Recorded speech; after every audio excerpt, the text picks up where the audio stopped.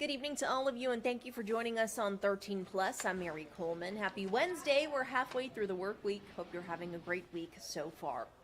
Well, an Arizona murder case is making national headlines for how it was prosecuted. A man was convicted even though the victim's body was never found. Our national investigative team found out how prosecutors proved their case and how often this actually happens.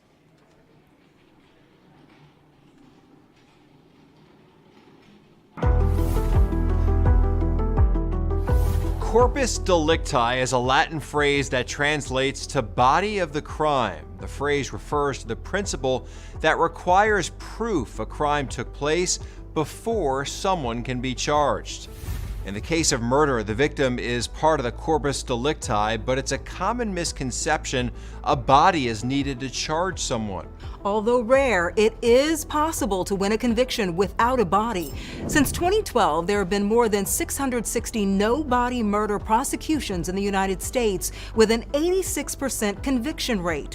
One such case is in Arizona, where a man is serving decades in prison for the murder of his girlfriend, whose remains have never been located. Reporter Brianna Whitney speaks to the prosecutor about his strategy to win a conviction without a key piece of evidence.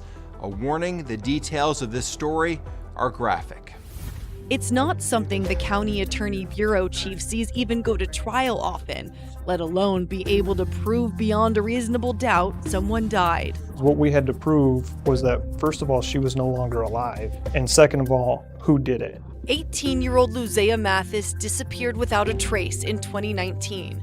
Clark says it became obvious she was controlled and manipulated by the last person to see her, her boyfriend, Jamal Jones. He had a knack of drawing her back in. Then she vanished. But did that mean he killed her? But nobody has to believe me, but I know the truth and I didn't do it. It all began 5 years ago.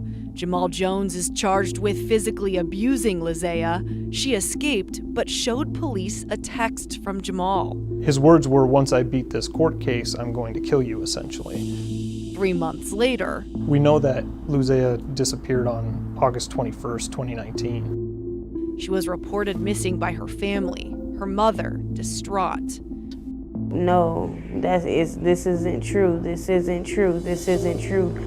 What investigators found next changed everything. Evidence in her apartment and car all pointed to one person responsible for her disappearance and death. Jamal Jones was arrested for second-degree murder. That evidence coming out during the trial for the first time. What ended up being the most shocking part of this trial? For example, her car.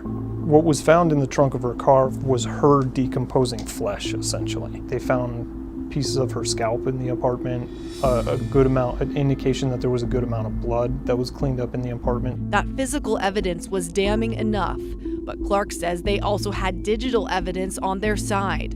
Just before she disappeared, Luzea Mathis is seen on this surveillance video at the bank, emptying her account. Clark says when they looked closer, they realized something. The person barely in frame, watching her from the back, was actually Jamal Jones. And it was just a powerful visual for the jurors to try to drive home the point that this was a power and control relationship, and he had all the power and all the control.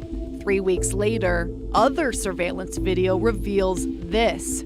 It's the first time we're seeing it. On September 16th, he went to Walmart and was on video buying a shovel, chlorine, rags, a scrub brush, and while driving her car. And then after leaving Walmart, he turned his phone off for 4+ hours. It is my belief that Luzea was in the trunk of the car when he went to Walmart, and he left from there to wherever he buried her.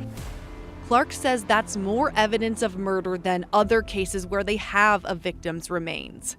The jury agreed, convicting him even with Luzea still missing. The victim's family really, and to this day, really just wants to know where Luzea is. Clark and his team tried to cut a deal with Jamal, offering to drop a charge that would lessen his sentence by 12 years if he told them where Luzea's remains are. He wouldn't budge. I would like to apologize to the victim's family, but I'm not saying that I did anything wrong to her. I'm not admitting to murdering her or anything.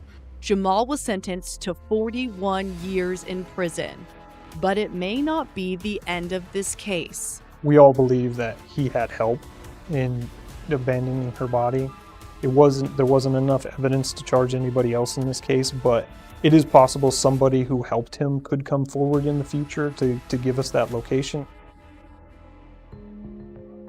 This is the first time Joshua Clark has been able to talk about the case and the emotions he felt during and after it.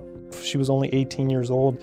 It's that loss of potential that's really crushing. And that's what sticks with you. That's what doesn't go away.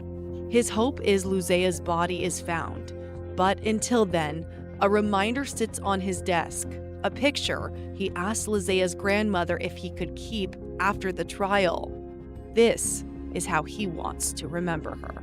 I like to keep things that remind me of that case and the reason why we did the work for Luzea. Thank you, Jacqueline, for letting me have this. Investigators believe the body of Luzea Mathis could be on the Gila River Indian Reservation in Arizona. Court documents show it's suspected the defendant buried Luzea's body somewhere on the reservation.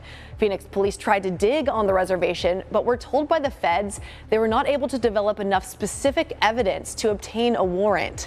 In cases involving tribal land, local law enforcement needs permission and a warrant to search because the reservation is a sovereign nation, which means they have the authority to govern themselves. In the meantime, Luzea's family is doing everything they can to find her remains. In Phoenix, I'm Brand.